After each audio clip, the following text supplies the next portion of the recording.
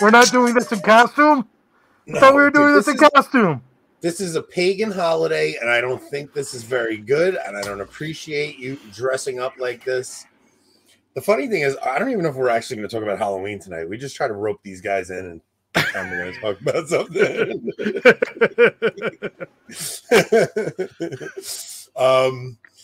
Dude, we have to start off. I told Rob a story earlier when I was at work. I see a guy at work, and he's rubbing cream on his head. He's like rubbing this cream on him. I walk over to him. Like a white lotion? Like a white lotion. He's rubbing it on his head. And I'm like, what are you doing? He goes, I get these pimples. I get these. I'm trying to think what country I think he's from. He might be Turkish or something. I mean, he's Muslim. I know that, but he's rubbing this cream. And I'm like, what are you doing? I get the pimples on my head, and it's like with his bad accent. And I see my friend cracking up behind him. And I'm like, what's going on here? And I go over and talk to my friend. He goes, yeah, yesterday he was telling me he gets pimples all over his head. So I said to him, you got to get it's like a helmet prep. You gotta get preparation H. It's for helmet prep. The guy put hemorrhoid cream on his forehead.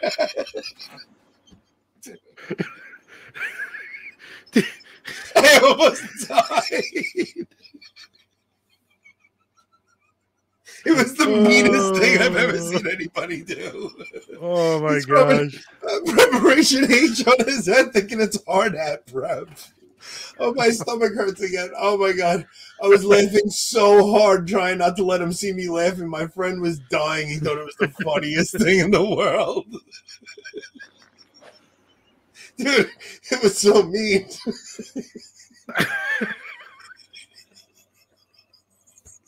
I can't breathe thinking about it. Oh my God, my stomach hurts. All right, I gotta calm down. The more you know, life hack. Whatever JMT's coming. Oh, this is gonna be a great episode, guys. Oh my gosh, my stomach hurts. All right, I'm sorry, guys. Start off an episode about Halloween with April Fools. Oh my God, dude, I'm crying. I'm literally crying right now. Holy cow. Oh my gosh, it was the meanest thing I ever seen. Oh my gosh, man. I love our audience. Yeah, I think this message I got from Hope is for you. It says, your mic is 6 inches from your face. You don't need to yell. I should lower it down a little, right? No, I think she was talking about me. Oh. Now you're quiet. You should turn it up. Turn it up. All right. How's that? Yeah, you're good. Good in the chat, guys. Tell me, because if I'm too loud, I know I'm loud. But oh my gosh, man! And first off, I was reading the text before between me, you, and Jake Fowler, and I'm sitting at the table and I'm drinking my beer, and I'm drinking a pumpkin beer, but I put here's a little bit of a strong word for that. Right, so I put light brown sugar around the rim of it. And I'm reading text, and all of a sudden I start cracking up. And my wife's like, what are you laughing at? And I'm like, read this text. So Jake Fowler goes, what's that around the rim of your cup? And Rob goes, it's estrogen. And I'm just like, what are you doing? Might as well be. It's sugar. It's not estrogen. Yeah, it may as well be estrogen. Oh, my gosh, man. What a night. So we are going to talk about Halloween, right? Sure. Can we I don't think we can make jokes like that. I'm eating a Catholic, right? Like that preparation H one. I mean, honestly, it was just a funny story, wasn't it? It's not like it was dirty or inappropriate. It's not dirty. It's just, oh man. I think here's what it is. I think the first episode, because Tim's going to be on, we might have to keep it a little tame. But once Tim's not on with us, he's not gonna watch it. We'll be fine. Tim's not gonna watch every episode. He'll be fine. Don't worry. He'll be half asleep. Joe says, how do we answer that? You're less loud relative to the stampede. Yes. All right. It was PG, right? It's just, it's, a gross word, but let's see. Last time we were all gathered here together, Anthony was in day 20. Give me a time hack. Day 20. right over my head. Yeah, that went over my head, JMT. Too smart for us. They can't all be winners, bro. Sometimes we bomb. I bomb all the time, and I hope you guys call me out on when I do. Right? Rob has a soundboard specifically for when I tell a bad joke. Luckily, the hemorrhoid joke was not a bad one, but it made me laugh. Day 29. Oh, listen. Oh yeah. Oh, see, he must have missed the last show. Good on you, Don. It wasn't a bad joke, Jeff. I didn't catch it. That's all. Like I said, we're just. I caved in at day 21, just so you know. I hung mirror and hooks and a whole bunch of Tim tunes in 5 episodes later, and Anthony's yelling. Yeah, about the wallet joke, probably. Sorry, you dropped something. There's gonna be some funny inside jokes that the Meaning of Catholic audience is just not going to get at first, but they'll catch on. Jason says we need to be louder. Yeah, so Hope is right. So me and Rob talked about it. I hung a whole bunch of stuff, and I cleaned the entire garage specifically so I could do 3 shows this week. Because usually she's like 1 show a week, and that's the limit. And I said, listen, I have a lot of shows this week, so I'm going to hang a bunch of stuff. Thank you, Haley. Yeah, my wife's upstairs making costumes right now. So actually, Anthony, you want to send me some of those pictures? Yeah, I'll text you. I'll text you the on WhatsApp. On WhatsApp. Okay, yeah. So this all started because I always post the Halloween costumes that my wife makes, and every year that I do it, I get reamed out by somebody telling me that we're opening our children up to the demonic, and it will happen again this year, I guarantee you. Yeah, I don't care anymore though. That's the thing. Let's see, albums. All right, so I'm gonna start sending them to Rob. Who's that? Anthony went ahead and hung the Christmas decoration, trying to get her off his back for a while. Jason says even on mute he can hear you laugh. What a treasure. Yeah, one year my son was Wolverine. Let's see.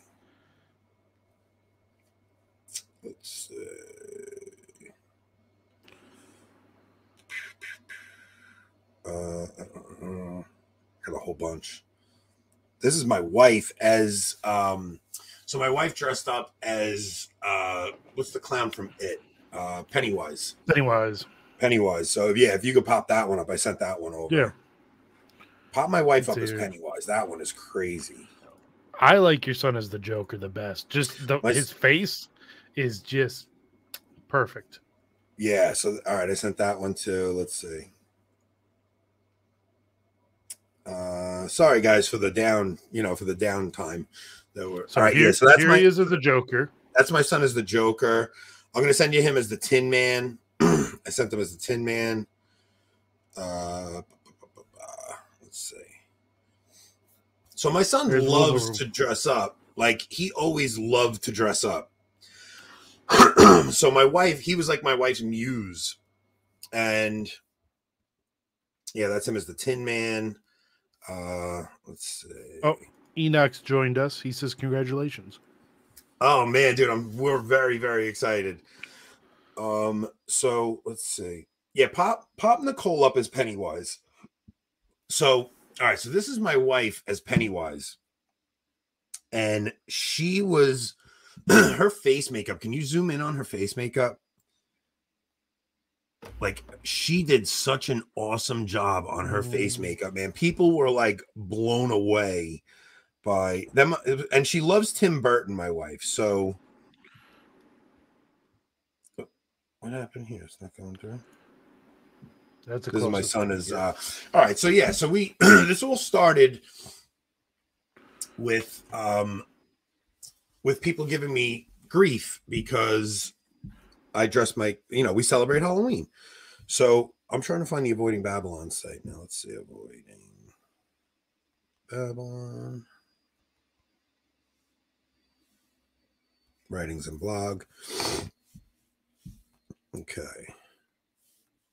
All right. So All right, yeah, all right. Sorry, guys. I know we're we all float down here. All right, so this all started with me posting pictures of my kids' Halloween costumes, and my wife. She's very talented. She's an artist, and people always gave me grief saying, "I can't believe you celebrate Halloween." I know even like RTF on their channel did a whole episode about why you shouldn't celebrate Halloween, and I think that a lot of Catholics are Puritans when it comes to this holiday, and I think that they're missing something really awesome. That it's a thoroughly Catholic holiday. I mean, it started off as a Catholic holiday. It was always, and you can't really understand it unless you understand what a carnival was in the medieval. Every October, I post pictures of the previous year's Halloween costumes that my wife made for the kids. And every year, I get the same responses. People accuse me of compromising with the world or participating in a pagan holiday.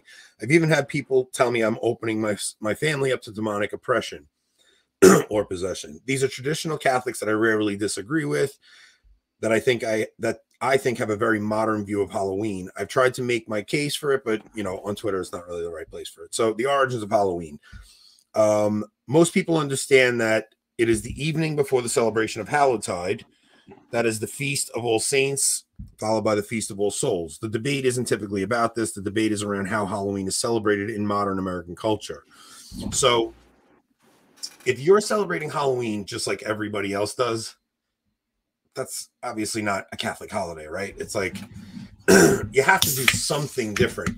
So somebody in the Meaning of Catholic chat actually said that Charles Coulomb writes little cards that say to pray for the dead and gives them out with the candy. I thought that was an awesome suggestion, right? Yeah. I know you know of Beartooth Catholic, right? Yeah. Chris Lewis. I don't know if you saw, he tweeted something out last week or the week before. He has printed up a bunch of little Memento Mori prayer cards that you can get in like a 50 pack to hand out on Halloween. Is he selling them on his website or something? Yeah, on Etsy. Oh, that's pretty cool. I'm going to have to get those.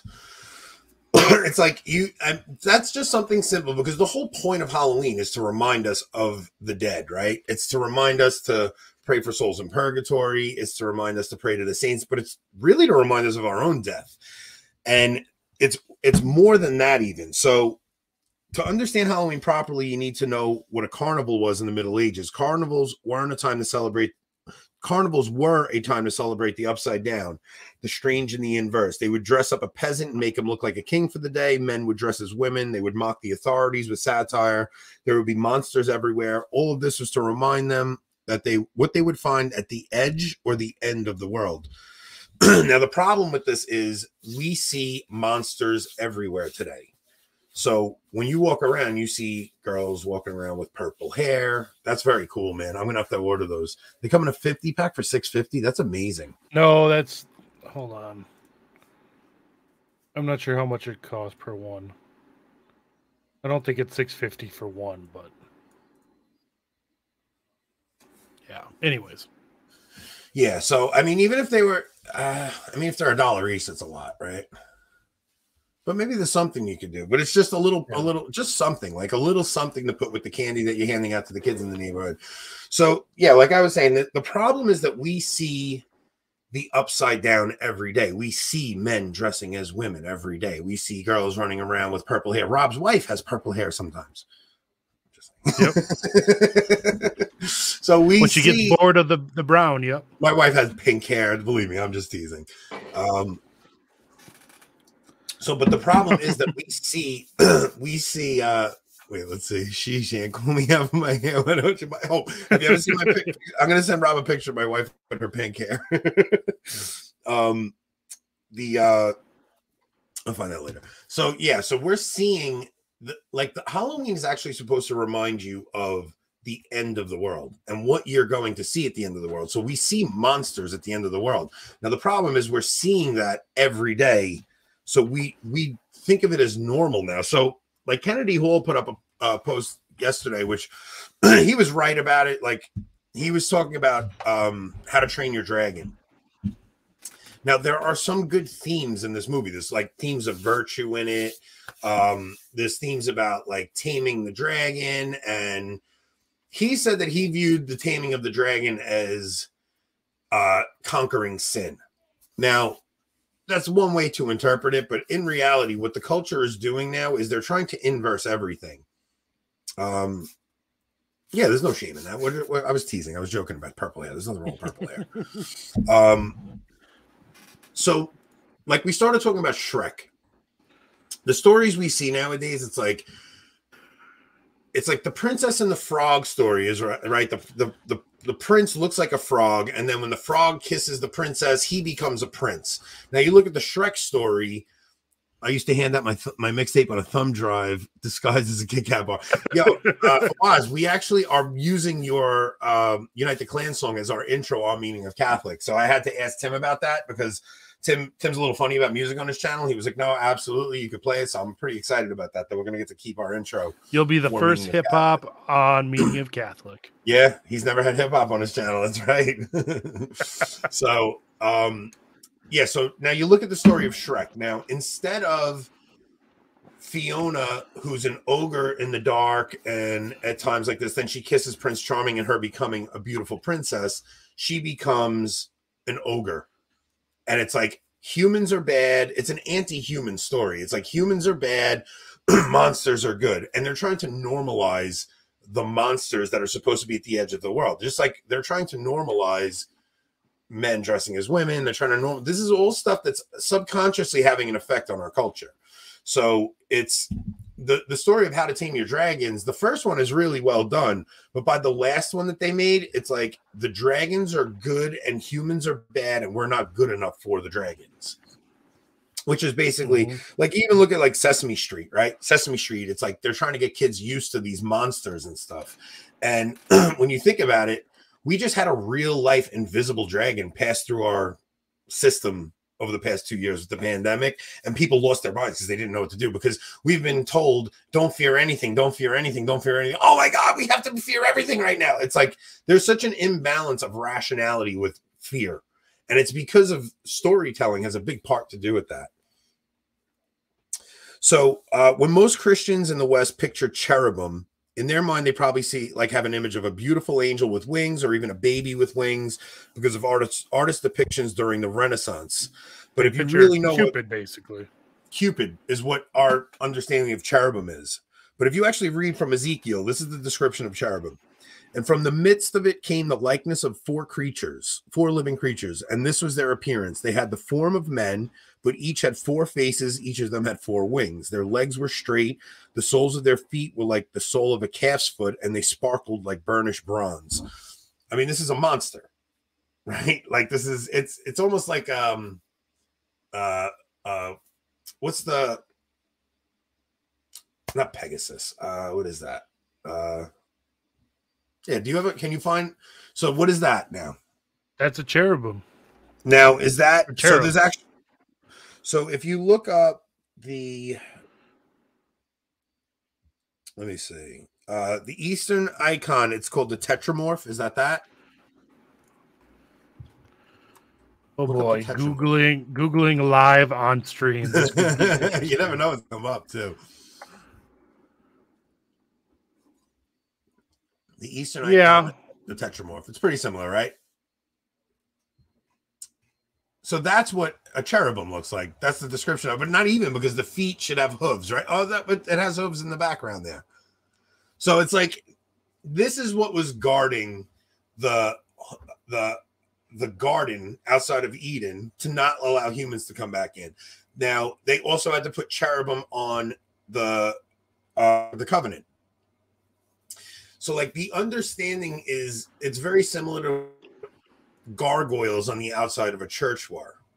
So it's people not understanding the proper context of the altar, the narthex, and the gargoyles on the outside of the church. So like when you have I should just read the article, because I'm going to do a way better job if I just read it. So that's only a small sample of their description, but they're definitely not little babies with wings. You can look up the Eastern Tetramorph, which we just did.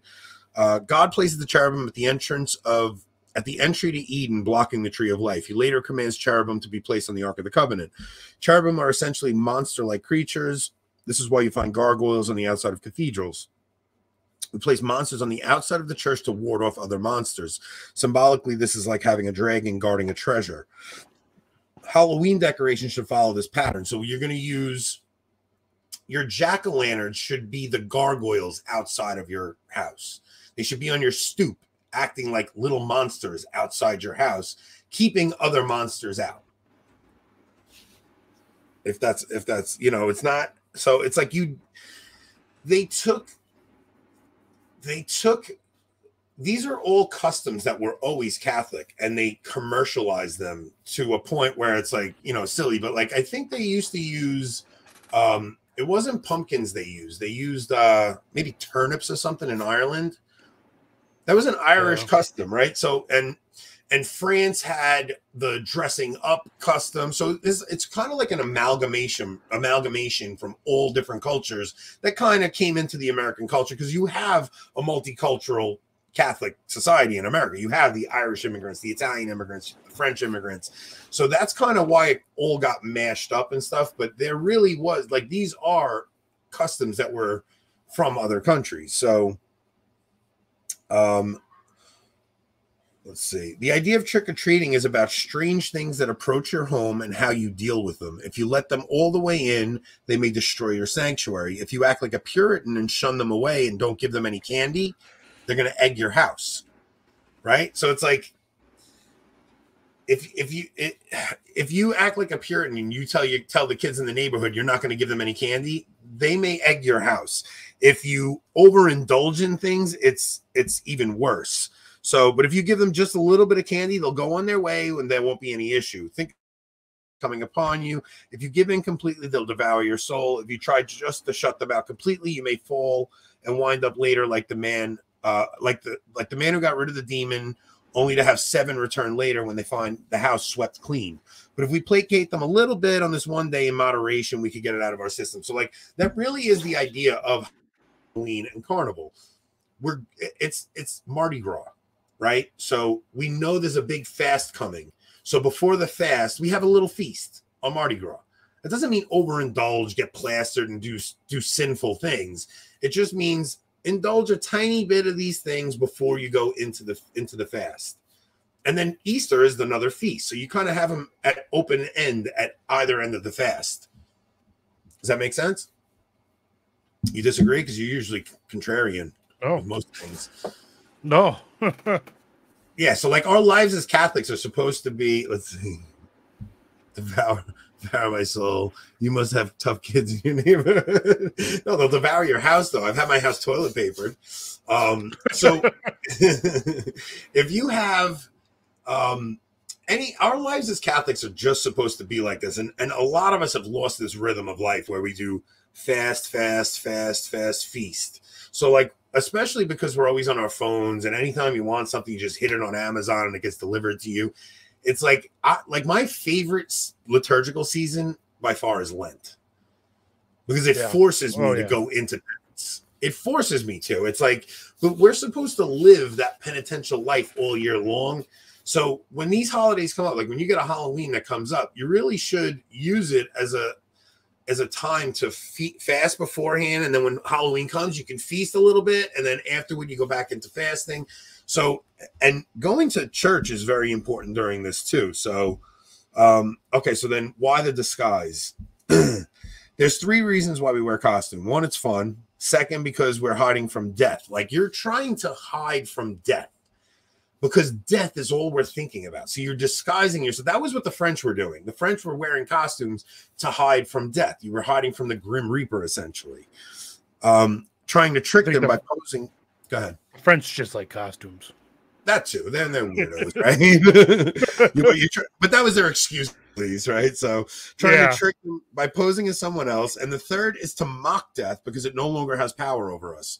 So we're in a way laughing at it. This is where Halloween is the most controversial, in my opinion. When people go too far with costumes, it ranges from like terribly immodest to borderline demonic. So like, look, like don't play with Ouija boards. Don't dress as evil things. Don't dress as demons. But you also don't have to dress as a saint. Like I've heard Catholics say, like, dress your kids as the Pope, as the saints. Like, you don't need to do that. You actually should be dressing them as monsters. or saints, one or the other. Like it's really supposed to be something where you're reminding yourself of death, or you're trying to hide from death and trick death. And the other is we actually have conquered death. Well, we haven't, but Christ has conquered death, right? So what do you guys think about what I'm saying so far? Is there any disagreements? Let's see. Haley says, kids and paupers will go around town and get sweet bread in exchange for prayers and deceased family members, hence soul cake. Soul cakes. Oh, soul cakes. Okay. Yeah, Joe, I agree 100%. Like Lent is, when you really do Lent right, it's one of the most difficult things, but it really is such a spiritually rewarding process. And Easter is so much more meaningful when you really do observe Lent. Yes, so Advent is also a mini Lent. So was St. Michael's Lent. It's a shorter one, and we don't. Yeah. So, but our whole liturgical calendar is based on this, right? So we're supposed to be doing this fast, and then Sunday is supposed to be the feast day. But you're supposed to be fasting all week. I mean, it doesn't mean, like, of course we have days of abstinence on Friday, but really your whole week should be a mild fast. You shouldn't be overindulging in just eating and drinking whatever you want. Now, the problem is we're doing this show, and we're doing 3 shows this week, and I'm drinking while we're on air. It's like, and we're on our phones all the time, and we overindulge now. It's like, it really is. We're supposed to live liturgically. So I think one of the best Catholic shows I've ever watched was Taylor Marshall and Eric Sammons. And it was like 2 years ago. And so Taylor wanted to talk about how to live a traditional Catholic life. And he thought he was going to get into talking about the liturgy and stuff. And Eric Sammons came on and really gave this whole understanding of fasting and he told how, like, they would go out to dinner with a couple, and he would see that the husband, no matter whatever his wife ordered, the husband would just say, I'll have what she's having. And it was a way of dying to himself, not even looking at the menu, and just saying, whatever they're having, I'm going to have. That was one thing they did. Like these little things that this couple would do. And I've seen that episode, and you're right. That might be the best single episode for someone to watch to kind of be introduced to more traditional Catholicism. More traditional, because traditional Catholicism is not really about the liturgy. I mean, it is, don't get me wrong, but it is about prayer and fasting. And Eric Sammons gave, I think that is by far of I mean, I've seen Father Ripperger talks. I've seen a lot. That talk changed the way I see living out my faith. And I listened. It's a 2-hour episode, and I watched it once on my own, and then we were driving to Pennsylvania to go for Easter. Thanksgiving. I'm sorry. We're going for Thanksgiving up to Pennsylvania, and I listened to it again with my wife, and it changed my wife's perception of what it means to be Catholic. And that's when my wife really started to fall in love with the traditional mass and really started to take the faith seriously. It is such a good episode. If you guys haven't seen it, I'll try to find it and I'll post it up on my Twitter. So let's see. What does Timothy say? You are conflating superstition, cultural custom, and sacramental theology. Monster images and gargoyles don't scare monsters away. They don't do squat against demons. Sacraments do. Sacramentals do. All right, so what I'm saying is symbolically, they don't actually. What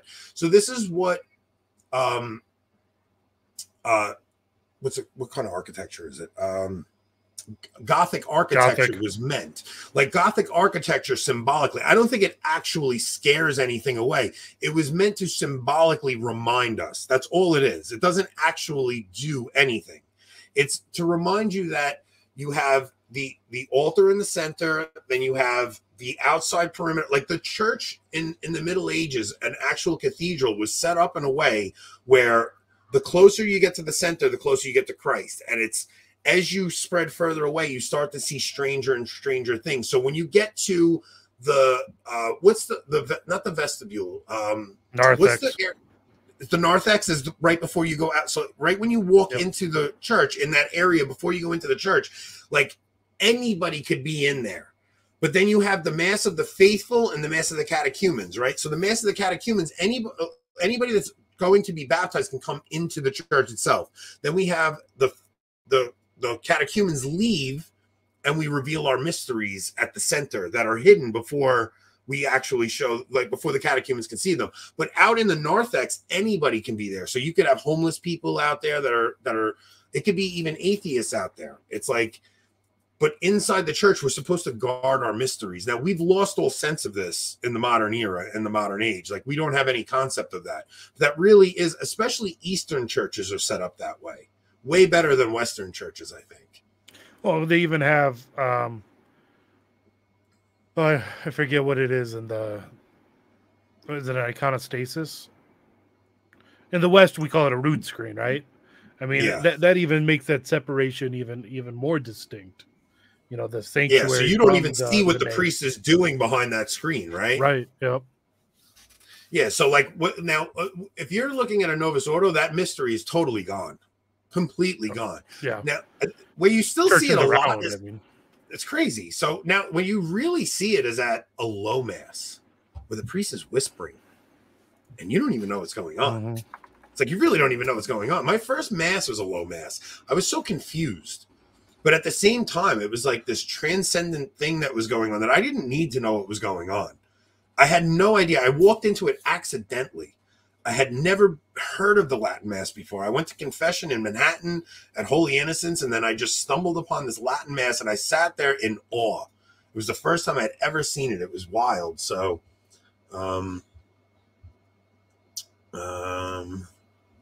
yeah. So Tim, and also, go ahead. I'm sorry. I was going to talk about the same comment. Absolutely. Catechesis is definitely right. And it's not even more. Catechesis is like this, an intellectual thing, right? It teaches you. I would say it's more enculturation. It's getting that sort of mindset literally into how you just live your daily life. Right. That's absolutely true. And it's also a subconscious thing. So, like we were saying about Shrek, like everybody loves the Shrek movie. Now, when you actually think about the Shrek story, it's Jonathan Pajot really turned me on to a lot of this thinking. So I don't want to act like this is original thought. I mean, none of anything we talk about is original, right?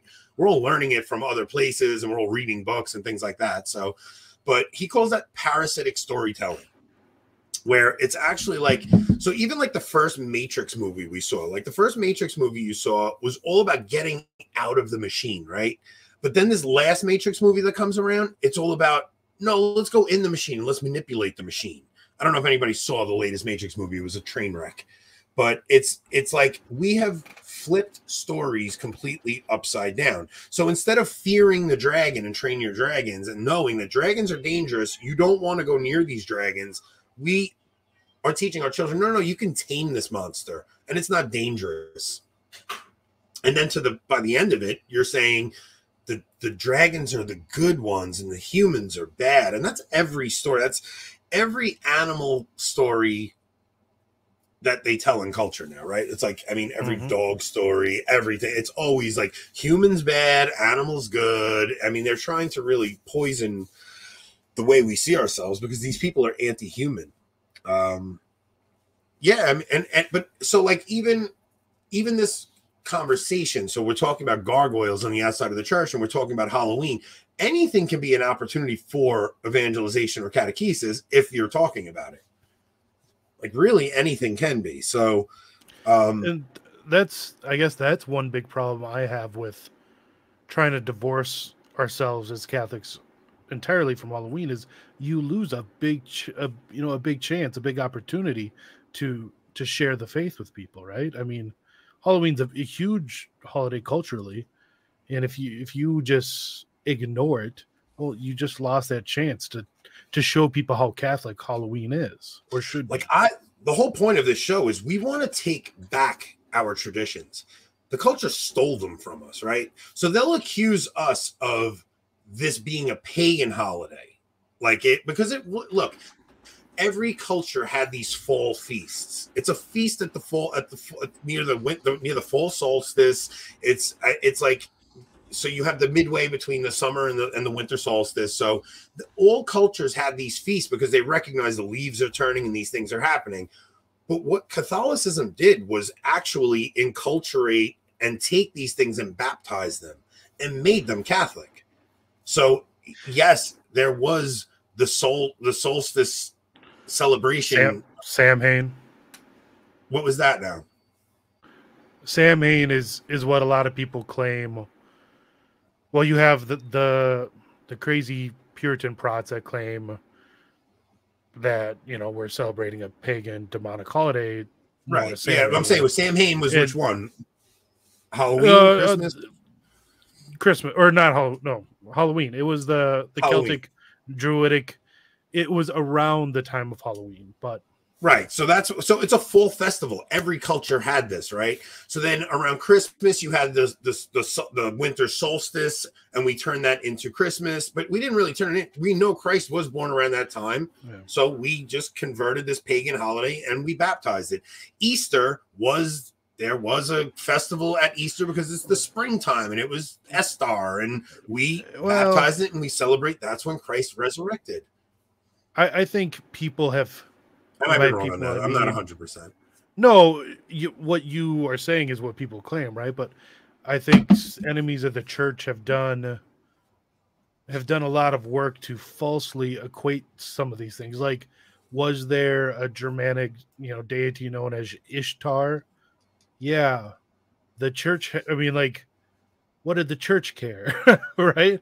I mean, we were celebrating Pascha hundreds of years before we ever even ran into these German tribes. Same thing with Halloween and Samhain. Like, so Halloween was, or All Souls, All Saints Day was originally, as far as I know, actually in the spring. And then it was around the year, I want to say around the year 800, it was switched to the fall, to October. That was the year 800. The Druids, the Celts, the Gaelic peoples, they were all Catholic. Why would the Pope in Italy, half a world away from Ireland, switch a holiday to October? Yeah. Well, you have to realize all cultures had these solstice and equinox holidays. Every culture had them. It was a way for them to map time, right? Yeah. It just was a way for them to map time. So when you're saying, okay, well, we were celebrating Easter at this time already, so we come in and we see they have this spring festival, and we don't want to tell this culture all your festivals are gone. So look, a few days different time, this is when we celebrate Easter, and you're going to baptize what you guys were doing, and we're going to take some of the cultural things that you were doing that are still appropriate that you can keep, but some of these things have to go. You can't do this anymore. You can't sacrifice to this. You can't do that. Like, there were things that were unacceptable, and we said you have to get rid of these, but some of these cultural things were okay to bring in as baptized, and we just transferred them over. I mean, like, look, a lot of people don't know this. The Roman Rite, the Roman Mass, is highly influenced by the Roman ceremony. But the Roman ceremony for whatever gods they were sacrificing to, like, the Mass is a combination of Jewish and Roman ritual. It's heavily influenced by the Roman military. Yeah, definitely. Okay, right. So even look at the way the church is set up with the Pope. The Pope, like, you have all right. So like, you look at the Roman Empire, you have the emperor in Rome, and then you have these outposts with these governors. So you have Pontius Pilate as the governor of Jerusalem, and you have all these governors all over. How is the church set up? You have the Pope in Rome, and you have all these bishops running their outposts all throughout like, we inherited the Roman Empire. There's nothing to be ashamed of in that. Like, it was designed by divine providence. It's why Christ came when he did, so that we could take over. I mean, you read the prophecy in the book of Daniel about the statue with the 4 kingdoms that come. And when the 4th kingdom comes, the feet that are made of clay, they get shattered and they turn to rubble, and they become the biggest mountain. And that is, the Roman Empire collapses and the church takes its place and becomes the biggest mountain. I mean, it's one of the most amazing prophecies out there in the Old Testament. So I mean, there's the if the English language is if English was good enough for our Lord Jesus Christ, as evidenced by my King James version, it's good enough for me, any Protestant, average Protestant. So yeah, look, we're not like, I just don't like when Catholics come off like, because I've heard priests come out and say this is the devil's holiday. There's so much satanic activity on this day. Okay, fine, but like, bless your candy. Bless your candy. Put holy water on your candy before you give it out to the little kids. Like, I don't let my kids play with Ouija boards and play with demonic activity, but I want my kids to not, first off, I don't want them to feel like they're alienated from something that I think is an opportunity to actually talk about what the point of this is, right? So you get into the last paragraph I wrote was this. It says, celebrating Halloween is a lot like celebrating Mardi Gras. If you don't fast for Lent after Fat Tuesday, then you're missing the whole point. The same goes if All Saints and All Souls aren't observed. Prayers for and to the dead are the heart of this holiday. More attention needs to be on this than on the festival in order to be truly Catholic. Teaching our kids these things gives them an appreciation for the traditions our fathers handed down to us. Traditions with meaning that they will hopefully pass down to their children one day. Traditional Catholicism is about more than just the traditional Latin Mass. It's about culture. We need to reclaim these traditions stolen from us and restore them to their original purpose. Halloween dates back to the 14th century. How much older does it need to be considered a traditional Catholic holiday? Now, I'll also say, if you are celebrating Christmas the way the culture is celebrating Christmas, you're missing the point. I mean, Christmas is one of the most commercialized holidays. You get your Christmas tree. Are you doing anything different than the culture is doing when it comes to Christmas? I mean, we take our kids to mass, but like, are we really doing anything different than the culture when it comes to Christmas? I mean, we have to really re-Catholicize Christmas itself. Which idea was that? Blessing the candy, Hallie? Yeah, I mean, there's a bunch of things. So Charles Colomb said that you should hand out little things like to remind people to pray. I'm not going to say that I thought of that idea, Haley. That was Tim. Actually, oh, me, who was it? I think it was Mac. Mac sent it to me. Mac sent me a video and told me to watch it, and I said I wasn't going to, and I wound up watching it. It was the religious hippie, and she actually said that one. The religious hippie said to bless your candy. So I want to make sure I give credit where credit's due. So blessing your candy, just some other things to make the day authentically ours. But mainly it's about what you're talking to your children about and what you're actually catechizing your kids. So, you know. And getting ready for All Saints Day the next day, right? I mean. All Saints and All Souls are the heart of this. So it's All Souls the next day, and then All Saints is the All Hallows Eve, the eve of All Holy One. So it's the vigil of All Saints. Oh, that's right. That's right. Yeah. All Saints. So All Saints is the holy day, and you have to go to mass on the holy day, right? But go to mass. Not even if you can't catch a mass, at least go to the church on Halloween and pray. Like, really make this a thing that you try to actually go to and take your kids with you. And there's a plenary indulgence available for All Saints Day and for the month of All Souls in November. So, you know, make sure if you visit a cemetery and pray. You got to pray in a cemetery. Yep, for the dead. Yep, you have to pray for the dead in a cemetery. And that, well, so Joe, Christ the King is on Halloween, right? Not this year. It's not. It's the last Sunday in October. Okay, the last Sunday in October. So that also lines up with Reformation Sunday. Yep. So it's like, and there's a lot of controversy around the feast of Christ the King because the Novus Ordo moved it to the last Sunday before Advent. Now, the controversy really lies there because they're trying to say. Go ahead. You go. No, you're better, especially with liturgical stuff. I'd rather hear from you. I was just going to say the emphasis has been changed, and not that it's a bad emphasis, but the emphasis in the Novus Ordo has been changed with it being the last Sunday of the year, of the liturgical year, emphasizes the kingship of Christ for all eternity, like it after time. life, right at the end of time. Whereas having it inside of the liturgical year emphasizes the kingship of Christ here and now over our daily lives. Yeah, and there's definitely symbolism behind that, right? So Tim was asking, what's the point of symbolism? Like, symbolism has a big effect when you actually think about, okay, so now we put the Feast of Christ the King at the end of the liturgical calendar. Well, that's because we're saying, oh yeah, Christ will be king at the end of time. But no, we believe in the social kingship of Christ. That doesn't mean Christ is king of your heart. That means Christ is king of everything now and has been since the resurrection, since the ascension. That he was put at the head of all things, and every knee shall bow and every tongue confess that Christ is Lord. So there really is a big symbolic meaning behind that. So I was dressing up like monsters and giving up less candy, preparing your family to celebrate All Saints Day. Isn't that backwards? I would say, and this is just me off the top of my head right now, is whether you're dressing them up as saints or as monsters or something else.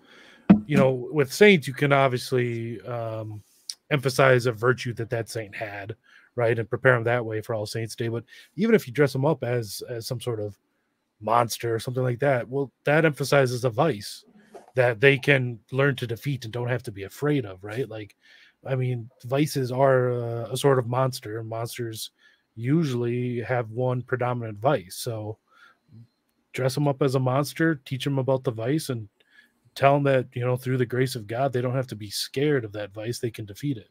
That's what. Now, also throughout history, Halloween was meant to remind us about the end of the world. Okay, so it's like what you see at Halloween is to remind you that the world will one day end. And at the end of the world, these are the things you're going to see. So actually, by saying, look, we're dressing up for Halloween, when it goes back to not being Halloween and the kids see these things throughout the world, it's supposed to make them actually think, wow, things are getting crazy in the world. Like, we're not supposed to see this. You're not supposed to see men dressing up as women in the regular day-to-day. That's supposed to be a time saved specifically for Halloween. And I'm seeing this in my everyday. I'm going to school and I'm seeing this guy dressing up in girls' clothes, and I'm seeing this kid with a mohawk and piercings all over his face. Those are specifically supposed to be for the carnival, for the time. Like, tattoos were specifically for carny people and outlaws, right? Like, nobody had tattoos if you go back 50 years. It was prison folk, and you had carnies, who were these people who lived on the road and they were in one town for a week at a time. Now everybody's got tattoos. Me and you have tattoos. I mean, it's like, this is but so you and I both have religious tattoos. I have a crucifix on my back. You have something spiritual on you. Like, so I don't see any problem with having a Jerusalem cross on you. As long as you're not doing it for vanity purposes, I don't see a problem with it. Now, but the point is, when you're showing your kids, look, this is the point of Halloween. This is what happens at the end of the world. You're starting to see the upside down happen in everyday life. And now when they go out into the regular world and they're saying, whoa, I'm seeing Halloween everywhere, it should actually make you think things are unstable right now. We're coming up on the end of something, not the end of the world, but the end of something, some kind of epoch. I mean, if any of us can't sense the end of Christendom, the end of Christendom for sure. We're coming to the end of something, right? So, I mean, I would never say we're coming to the end of the world, because nobody knows the day or the time. I know our tattoos, right? No, she's just kidding. She adores us. I know. So, but the point is, the whole holiday is supposed to remind you of the end of the world. I mean, that's my favorite part of the holiday, and that's kind of what I always try to tell my children. Like, look, you're dressing up as these crazy things. Now, if you see these crazy things in your everyday life, that's when it's supposed to actually make you remember memento mori. Like, remember that you'll die, because you never know that Christ will come like a thief in the night, and you're supposed to always be prepared. Tim wants to know what your tattoo is, Rob. You don't have to show the whole tattoo. You should put a picture of it. No, that would probably be immodest, but no, right. But put a picture of what it actually is somewhere. Well, it's a large tattoo. It's a large chi rho. Well, you know, labrum, the chi and rho in Greek, and above it says "En hoc signo vinces," and the sign you will conquer. So, it's what Constantine, traditionally is said to have seen in his dream before the Battle of Milvian Bridge. Now, look, Tim, also the anybody's always free to disagree with us. So we're trying to take an approach where we're not being Puritans about something, right? Because I think a lot of times, especially traditional Catholics, have a tendency to think like that everything is forbidden. Everything is forbidden. But this is not a Vatican II holiday. That's all I'm telling you. This is something that we have been celebrating for. I mean, the first Halloween dates back to the 1300s, and it was no Reformation yet. Nothing. This is thoroughly Catholic. There was nothing Protestant about it, and in fact, the Protestants hate Halloween more than anything, and they're the ones that got this idea out there that it's this pagan holiday. Now, don't get me wrong. There are absolutely people doing demonic things on Halloween because, you know, they'll take the opportunity of this dark holiday. But at the same time, it's also where sin abounds, grace abounds even more. I'm sure I've listened to almost everything I can find on Rippager, so I'm sure I've watched or listened to this, but I can't recall any actual objections he had. So as they currently stand, I can understand that. And Father Ripper is an exorcist, right? So it's like I wouldn't say send your kids out to go do whatever the hell they want. Like I would never give you that advice. I'm saying, especially little kids, you don't want to. You also run the risk of, if you tell your children they can't celebrate this holiday, you're running the risk of your children, if they're ever get the opportunity, they're going to rebel. You don't want to keep your children so guarded from things that, I mean, how many times have you seen that? And I'm not saying introduce them to sin. I'm saying introduce them to Halloween in a healthy way and explain it in a very Catholic way and celebrate it in a very Catholic way, so that you're saying, look, you don't have to miss out on dressing up like all your friends are. You can still dress up. Let me explain to you why we dress up. We do this because since the Middle Ages, this holiday started off as a Catholic holiday because we celebrate one day a year. We have a carnival where we hide from death, and we have to remember to pray for the dead, and we have to remember to have the saints pray for us, right? So we ask the saints to intercede for us and really explain to them the Triduum of Hallowtide. Because the Triduum of Hallowtide, it's not just Halloween, it's the Triduum of Hallowtide, and it all culminates with going to Mass on All Souls Day. On All Saints Day. Do you disagree? Because Rob is always contrarian with me. So if he's agreeing with me, I got to think I actually got this one right. No, I definitely agree. I mean, I would just say, however we celebrate it. Obviously, like you said, we do have to do it differently than the culture, and I think we need to be absolutely intentional about that. Like, if you send your kids out trick or treating, maybe they're the ones that actually hand out the holy cards to the houses they visit, right? What are the little medals? What are the little medals they could give out? The miraculous medals? Yeah, give little. If you go to St. Paul Street Evangelization, you can get packs of hundreds of them for like $20-$30. Yeah. Yeah, they're 10 cents a piece. You get hundreds of them. So when your kids go and trick or treat, have them drop a miraculous medal somewhere. Have your kids do something unique so that they know what they're doing is authentically Catholic. There's a good article on Hallowtide, Triduum, and liturgical on new liturgical movement from a few years back. So look, I'm going to ask anybody that watched this that disagrees with us, tell us in the comments. Like, I'm totally open to objections to what we're saying. We're not theologians. Yes, that's the other thing. I'm a high school dropout. I never claim. I can only tell you how I've interpreted it and how I've celebrated it with my family. I'm not even giving advice to do what I do. I'm saying, if you're going to celebrate Halloween, I think this is the best way to handle it. This is how I've handled it. The article I wrote is on our website. I submitted it to 1 Peter 5 last year, and Charles Colomb wrote a very similar article. So his article got in and mine didn't. I didn't resubmit it this year. I figured we have our website now. Rob said, let's put it up on ours and we can do a show on it. And that's what we decided to do. So, I have nothing against the message, but the messages are the worst. What's all right, that's a great idea. Zachary King was converted through miraculous metal. Yeah. So like things like that. So we were saying like bless your candy, give a little prayer card out to the kids that are coming to your neighborhood when they come to get candy, and have your kids go and or even give a miraculous medal to the kids that are coming. Give a little candy package and slip a miraculous medal in there, right?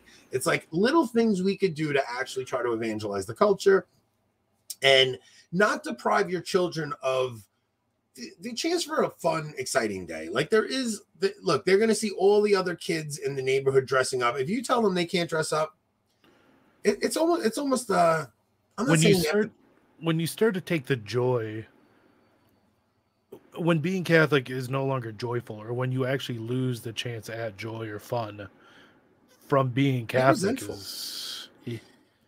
yeah, you get resentful. Look. And you have to understand why Rob and I are taking this approach. Rob and I are all about bringing some joy to the traditional movement. Like there's a lot of people that are just a little too uptight that it's like, no, look, we have to remember the whole point of our faith is because it's like, be joyful no matter your circumstances, regardless of your circumstances. You could be going through the worst thing in the world right now. Rejoice in your sufferings. Be joyful in your circumstances. So there's days where I come home where Rob and I are supposed to broadcast and I'm miserable and I'm like, oh, I'm not up to this. I'm not up to this. And then I pop on the mic and I pop on the camera and I'm in the greatest mood because I'm hanging out with you guys. Like it really is fun for me. I have such a great time doing it. And if we don't have that, if our joy isn't contagious, we're doing something wrong. Like people have to see there's something in us that they're missing out on. And I think a lot of Catholic media especially is always harping on the negative and the problems and the this and the that. And it's like, we have to bring some fun back into this. It's really desperately needed. None of this is really controversial. It's what Dr. Marshall talks about. Don't run and hide from the secular culture. Simply take up space and make it Catholic. Catholics took pagan Rome and made it Catholic. Right. We have to reclaim ground, right? So take up space. Put your statues out in front of your house. Have a statue of the Virgin Mary out in front of your house. So every kid that comes to trick-or-treating, flags, right? Like, I mean, there's things that we can be doing that we need to take up space. I mean, what I miss is there's so few parishes that are doing processions and rogation days and things that just take up space. Like there's a great video, Christ the King in New York City, where they follow Father Mayara from Holy Innocents, and he's marching the Blessed Sacrament through the streets of New York City. And you actually, a lot of people go by, they don't even notice it, but every once in a while, somebody will just drop to their knees because there's still that Catholic in them, this deep sense of Catholicism in them. And when they see the Blessed Sacrament being processed through the streets of New York, you see people a block away, they see the Blessed Sacrament, they drop to their knees and they make the sign of the cross. There's something so powerful about that imagery. It's a short video. It's on YouTube. I think it's called Christ the King in the Streets of New York City. I have to find it. Maybe I'll post it in the comments after. Yeah, buy the monthly flags from Trad Flags. If you're Catholic 24/7, not just one day a week for 45 minutes to an hour, right? It's like, and sometimes I catch my kids like not paying attention in mass, and I'm like, can you not even give me 1 hour? It's like that's what Jesus. I've read that to them so many times. The narrative of the Passion, when Jesus comes back to Peter and John and James and they're sleeping. Can you not stay awake with me 1 hour? So it's like, the other thing is I'm catechizing my kids right now from home, right? And I was sending you pictures of some of the stuff in the guys. I'm going to tell you right now, don't just stick your kids in your local CCD program. I pulled my kids out because everybody talks about homeschooling. Yeah, homeschool, but specifically home catechize your children. Go and speak to your local priest and ask him if he's okay with you home catechizing, because there are things that I can't in good conscience teach my children. Do you have the picture of the? Let me find it. Keep talking. Find it. I think it's in the. If you look at the picture on WhatsApp, right? So there's a section in the diocesan catechism, not catechism, the diocesan catechist like teaching thing that I was supposed to teach my kids. Textbook? The textbook. And I said, there's no way I can teach this to my children. So they go through the whole chapter and they're teaching the children what is the church. The church is the people of God. The church is the body of Christ. The church is all things that are orthodox and totally fine. And then they say, who are the people of God? And wait until you see this image because it's crazy. So was it before or after you were asking us for help with the stuff? When I remember I asked you that question, it should have been right after that. I got it. Okay, so Rob's going to pull it up. And the Baltimore Catechism I have right here. Baltimore Catechism. So what I'm doing, here's my plan with the kids. I'll tell you right after we look at this once Rob pulls it up. Okay, so look. Let's see if we can zoom in on this. A church directory. Complete the directory of people who belong to the church who are related to the people of God in various ways. Founder Jesus, Sanctifier Holy Spirit, Mother Mary, saints in heaven, people in purgatory, those preparing for baptism, catechumens, all Christians on earth, all Christians who are not Catholic. I think all Catholics on earth. All Catholics on earth. And then it said all Christians who are not Catholic. And I started getting hesitant. Then it wanted me to say Jews, the God's chosen people, and Muslims and others who believe in God, all who seek God, all who do not know God but live according to their conscience. Those are not. So if you're telling my kids who are the people of God, and then one page before that, they were saying the church is the people of God. And now you're showing them the people of God are Jews, Muslims, people who are atheists, but just have goodness in their heart. Who's not in the people of God? Who's not in the church? No one at that point. This is ecumenism to a degree where it's like you're literally telling people everyone's in the church. Come on, there has to be some. I mean, it's the baptized, right? The baptized are those that are in the church. So let's see. Hold on. That's what I was going to pull up. So it's someone that may or may not be in charge of parish confirmation program. Even if you do put them in the parish program, still do some sort of homeschooling. We do not get enough time in a week. So here's what my plan is. I have to complete 15 lessons with each of my children through. So there's like 30 in the book, but they say, look, in order for them to actually pass the class, they have to do 15 lessons. So I've been doing 2 lessons a week with them. And just trying to get the book over with. But there are certain things I cannot teach them out of this book. Now, they like doing it with me. That's what's crazy. They would dread it if they actually went to religion. But doing it at home with me, they're actually excited trying to... I am pretty rigid. So now what I plan on doing as soon as I get through the stupid book they gave me is I'm going to teach them from the Baltimore Catechism. And then I'm honestly, I told you to do something with Joe. Freaking Joe. Holy cow, man. Michael Anthony.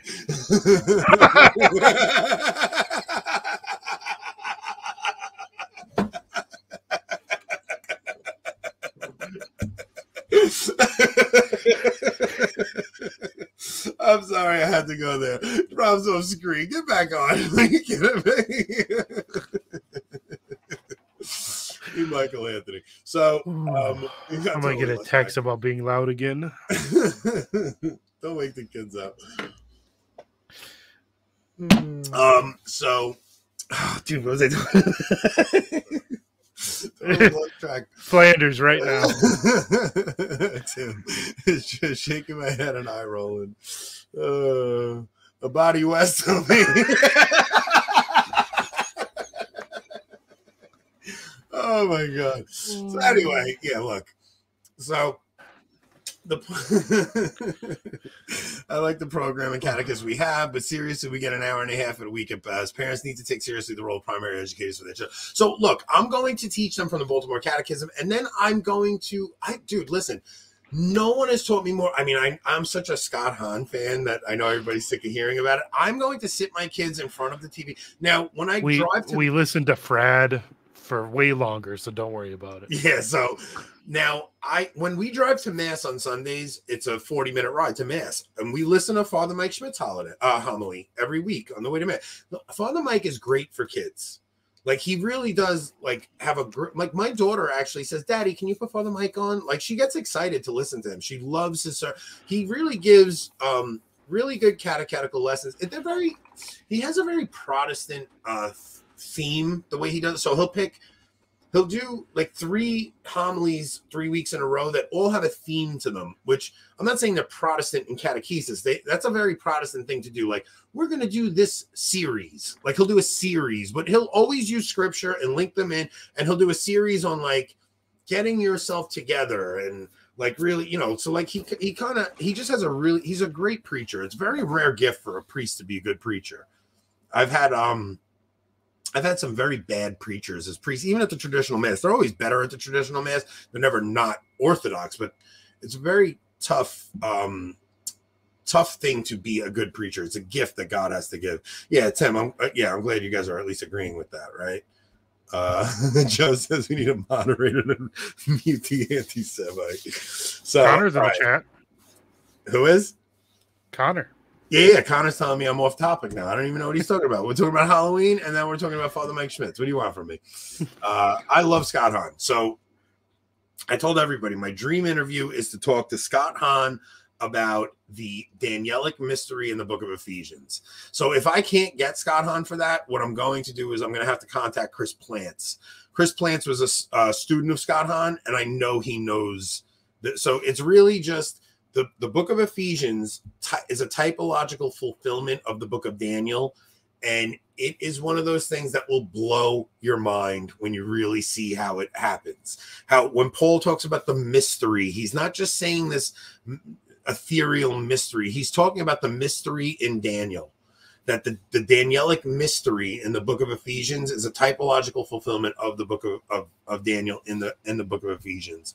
And yeah, Plants is a very smart guy. And another great show to watch is Chris Plants on Tim Flanders' channel, and they talked about the Ascension.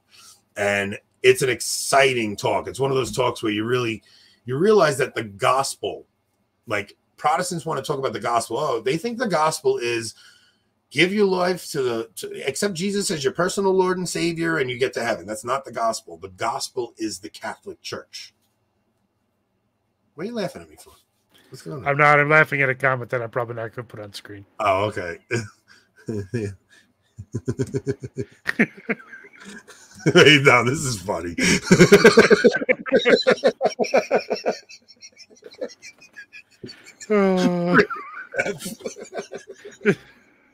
I promise you, we are not like other Catholic channels. You'll never find one like us. Come on. That's because they've all been banned.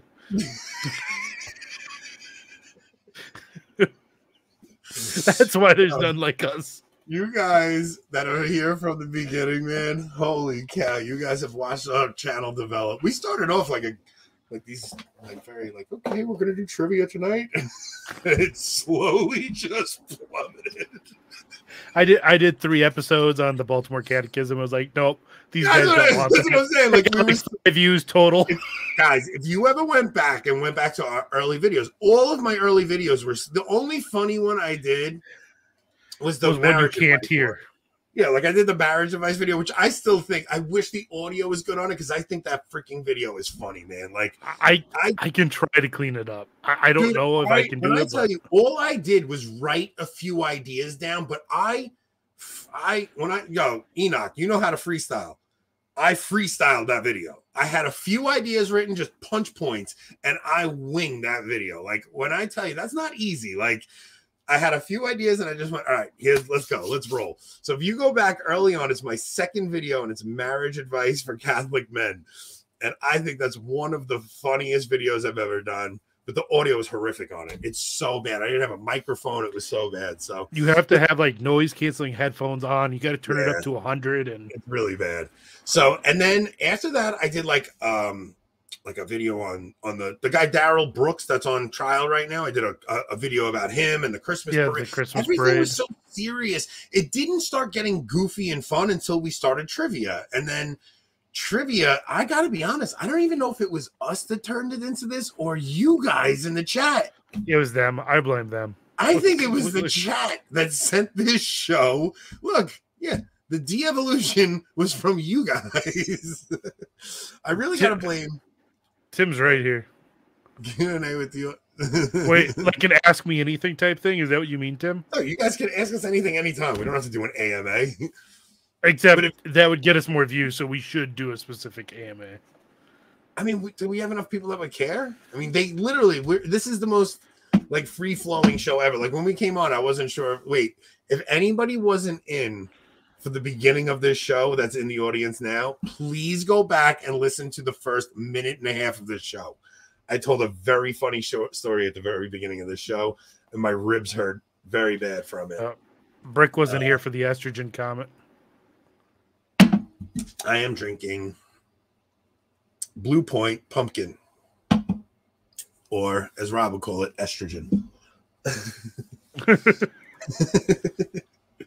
Well, you guys are going to pretend Anthony isn't on Twitter. This is our fault. Wait a minute. No. What I'm saying is the show, like we started, I got to be honest, Steven, that first trivia episode, when I started making fun of him, like that's kind of like the trajectory. It's like when I saw how funny it could be to just make fun of each other on screen. That's kind of wait. Yeah, we should ask the chat questions. Look, wait, you have at least what 5 people that would want to take part in Q&A. Yeah, but what if me and Rob did a reverse AMA and asked you guys things? That would be fun. I take my no. No, and I thought of a great Mac name the other day, man. Oh man, if I think of a Mac, I'll tweet it to you because I thought of a really good one. Hold on. Oh, you don't have to rewatch it. Hold on. We'll just start over, okay? Rob, you can't put blackface on in the show.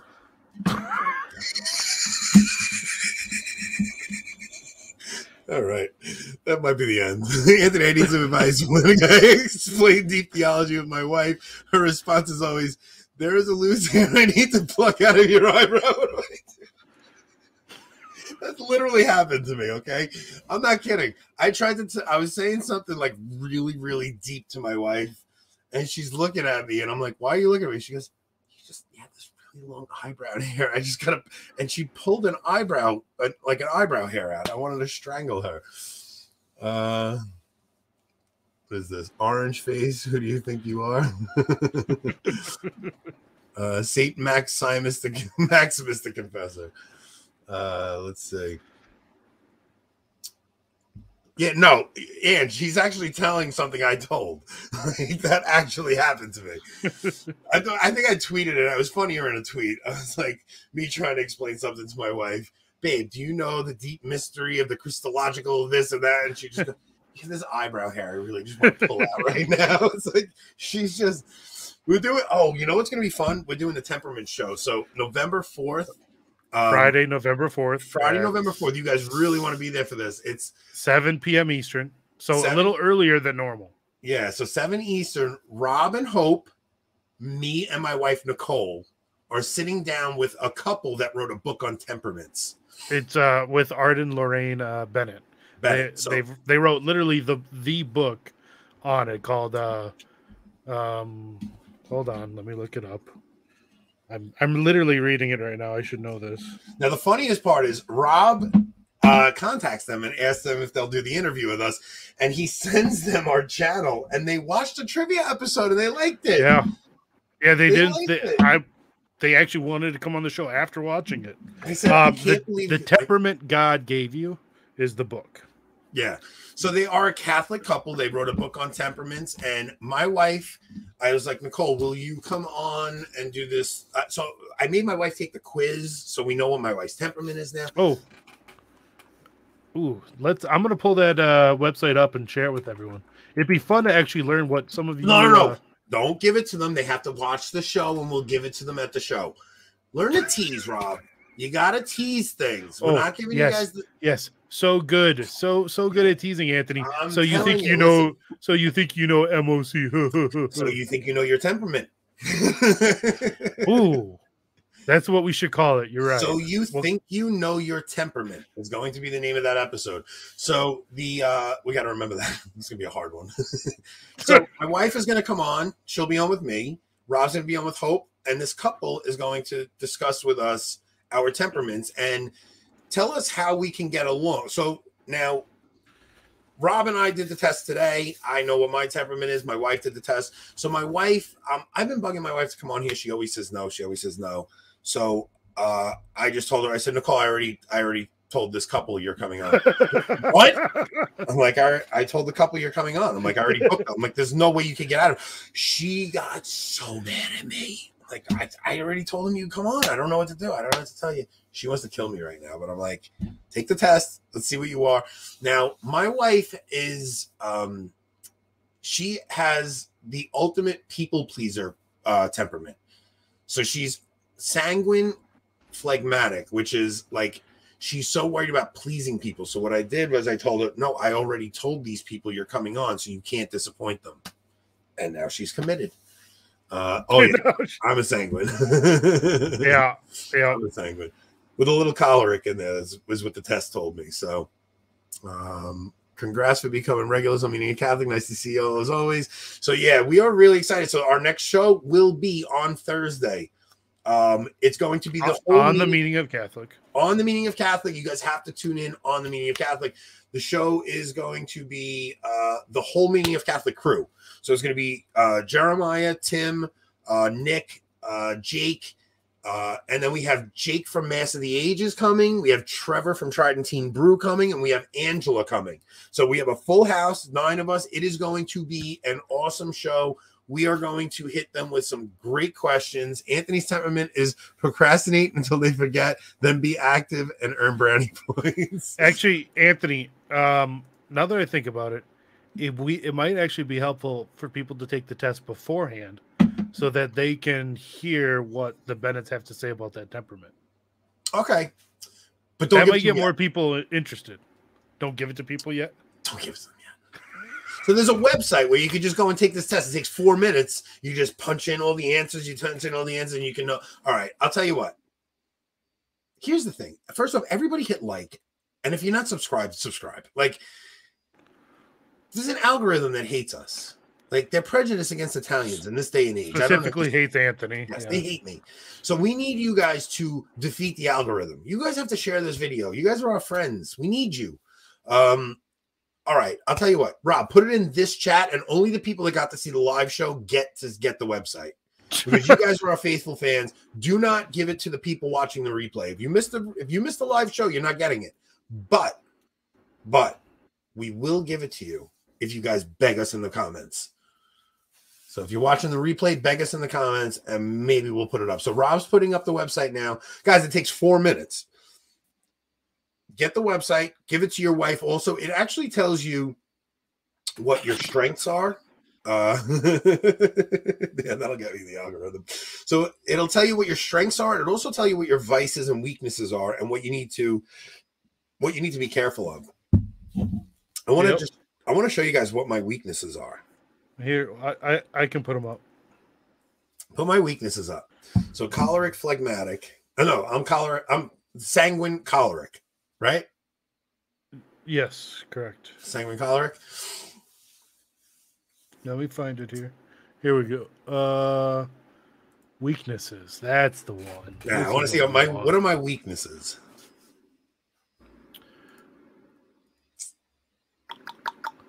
Where is it? Here we go. Attention seeking. First one. That first one.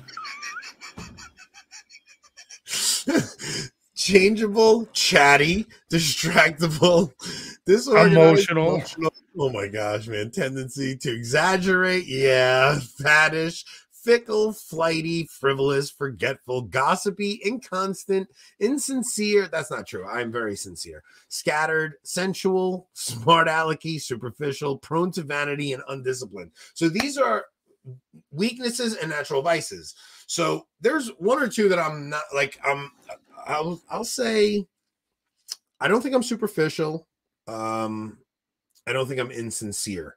I think the rest are pretty spot on though. Like these are all temptations of mine that I'm constantly working to battle. Now, what I'll say is there are saints. So Jake Tate was talking to me about this. There are saints who in their real life temper. So in their writings and in their real life. So their real life personality would have been a sanguine, and then they died to themselves so much that they tempered their personalities down. I only know one or two people that are like this. Now, one of them is a family member, and I'm not going to blow his spot, but he was very similar to me, very outgoing, very like crazy. And he has, through prayer and discipline, has really tempered his, I know I should have made the 30 days. He's right. I didn't stick to my own principle, but yeah, this person really changed almost their whole personality through prayer, because they were really upset with how they were quick to react and things like that. So you can either do that and die to yourself, or you can use your personality and temperament to its max. Well, the thing is, personality and temperament are different. Yes. Personality is affected by your environment. You can change your personality, right? So someone like me, I'm someone who's phlegmatic or melancholic and doesn't like to be outgoing, would never like to be on a flippin' podcast, for instance, can just force it, right? I mean, but that doesn't change the fact that naturally you would never do that naturally. I gotta tell you, I don't know, man. Like, I look at like even our rapport from the first time it was just the two of us, like, we're getting more comfortable together, right? So that obviously is a factor, right? Like, you and I are way better friends now than we were then. So like those first few, you're a little awkward and you're trying to feel each other out, and it's like we were nervous before we got on. Like, I'm not. When I get on to talk to you, I just feel like I'm talking to my friend now. Like, I don't even think about it. There's no nervousness, nothing. It's like that has been one of the coolest things about it. Let's see. Oh, I'm getting a message from someone that wants to join the trivia show Thursday, but they're not going to be able to, only because we are doing the Meaning of Catholic cast. So we will open it up to the audience down the road. So look, this first episode on Meaning of Catholic is going to be just the Meaning of Catholic staff. After that, we're going back to our regular crew. Like, I want Connor back. I want Jason back. I want Mark back. This is really just an intro episode. Darren, 100%. Like, we want our crew back, and we're going to do that. We're just doing an intro episode of Meaning of Catholic where we're going to have a different crew, but we want our crew back. Like that. Yeah, they need to get used to us. So yeah, definitely. We needed them. We needed Tim's audience to, like, you needed to come in a little easy, but we want our crew back. Like, Jason, Mark, Connor, Darren, Angela, like they've given their time to us every week. I mean, there's not enough gratitude I could show them. They have done so much to help this show become what it is. So since you named me second, I'm going to decline. Since you named me second, Jason, you should have been first. You're right, buddy. Wait, what does that mean, Connor? We will be getting back to our regular crew. All right, so let's wrap this one up, Rob. We were supposed to be off in 40 minutes tonight, and we always go long. There's another fun one, because one of us is chatty, right? Yes, I'm chatty and I'm undisciplined. And whereas here, since you shared weaknesses, this is why it's so unlike me to be on a podcast. Yeah, let's see your weaknesses. Apathetic, boring, distant, indecisive, indifferent, impassive, inattentive, lackadaisical, lukewarm, obtuse, passionless. Bullcrap, man. Some of these are not. Well, I think they are. I think you're breaking out of it by doing this with me. Yeah. Unenthusiastic, unopinionated, unmotivated, unresponsive, languid, content with status quo, lack of aspiration. So these are weaknesses, but I think the two of us are breaking out of some of our vices and weaknesses just by being friends with one another. Well, I mean, for instance, those are the weaknesses of a phlegmatic, right? But look at some of the famous phlegmatics. Would you ever say any of those things about Aquinas? No, because he died to himself. So that's kind of what I would think. A podcast is a great way to die to your inclinations. Mm-hmm. Right? And those are weaknesses. There's obviously a lot of advantages to all temperaments, right? Oh, so. Yeah. So that just because something's a weakness doesn't mean you don't do it. It just means that you could fall prey to it. Like, that's what your inclination is. Yeah, you have an inclination towards it, but you have to just kind of conquer those things and just say, okay, look, this is a weakness. Doesn't mean you're going to fall to it every time. He's definitely not passionless when correcting Anthony. No, he's definitely not passionless when being contrarian. Apparently, Timothy thinks that fits me perfectly. No, the thing is, listen, the thing about Rob is when Rob says something to you, it means something. Like it's like if I say something to you, it's like, oh God, shut up, Anthony. Like I say everything that comes to my mind as soon as I say it. But if Rob really says something to you, it's like it stops you in your tracks because he doesn't say things without really thinking them out first. So oh man, this prime example of this. So we're at my sister's house last week, and my niece is what? No, I wasn't. No. Me and my wife. Okay, so I shot my mouth. We were talking about temperaments, and you shot your mouth off. So listen, and my brother Dom was saying, he's like, you just say something without thinking. I'm like, Dom, I can't help it. Like if something funny comes in my head, it flies out of my mouth. Like I don't think about it, it just comes out. So somebody says something to my wife and about like her art or something, and I just shot out something about her not doing anything, like making money with it or something. Like, dude, it was a funny line. Everybody laughed. My wife would not talk to me the rest of the night. And my brother just looked at me and he goes, Is that the picture you sent of her, like just the look she was giving me, glaring at you? Dude, that's 100% what that was. Like she was so mad at me because I just shot this comment off, and I was just like, it was a joke because my niece was talking about like her changing careers to becoming an artist, and like she might do something with it. I go, well, my wife became an artist and she didn't do nothing with it. Like it was something like that. My brother just looked at me and he goes, oh my God, you really don't think before you talk. I said, oh my God, Nicole, can you lighten up and stop taking everything so seriously all the time? Yeah. Hey, don't forget, Aunt. Apparently now she actually watches your videos. No. She watched one episode. Jason, she doesn't watch. She never watches nothing. But she did watch the greatest thing is she watched the greatest episode she could have watched. She watched the episode with me, you, Angela, and Jeremiah. And we were so positive that episode. We didn't say a negative thing. We were just lifting each other up, just saying good things about each other. It's a mystery why Anthony's wife is constantly mad at him. I'm a great talker. I get out of everything. Don't worry about it. Yeah, dude. Actually, his wife is just a sanguine phlegmatic, so she's just an ultimate people pleaser. Yeah. So it's like, but I tell her all the time. I go, look, all the things you're dealing with, you owe me heaven. I don't have to tell you. If it wasn't for me, you'd burn it in hell as a Lutheran. As a Lutheran heretic. Look at me. I saved your soul. How could you possibly be mad at me? What's up, Steven? Steven, go back and listen to this one, man. It was a great one. Just don't show Tim, please. Yeah, don't tell Tim about this one. He said, forget about it. All right, guys, we got to wrap this up. I really do got to go to sleep tonight, man. All right, guys, Thursday night. Meaning of Catholic, please, everybody, please, the guys and girls that are with us every week, please come over to that one. I'll be so grateful. We want to make this a banger. We want you guys to teach the Meaning of Catholic audience what it means to be part of our trivia show. Yep. All right. As best as you can, anyways. Yeah. Dude, we are looking forward to this one. I can't wait. And we will see you guys. Connor just put out an episode. When he drove down to the Blessed Carl Symposium, he stopped at Clear Creek Abbey and he interviewed the abbot of the abbey. It's a quick 15-minute interview. It's a really good interview. So if you guys have a chance, go to Plotlines and just check out Connor's interview with the Clear Creek Abbey. It's the latest interview he just put up.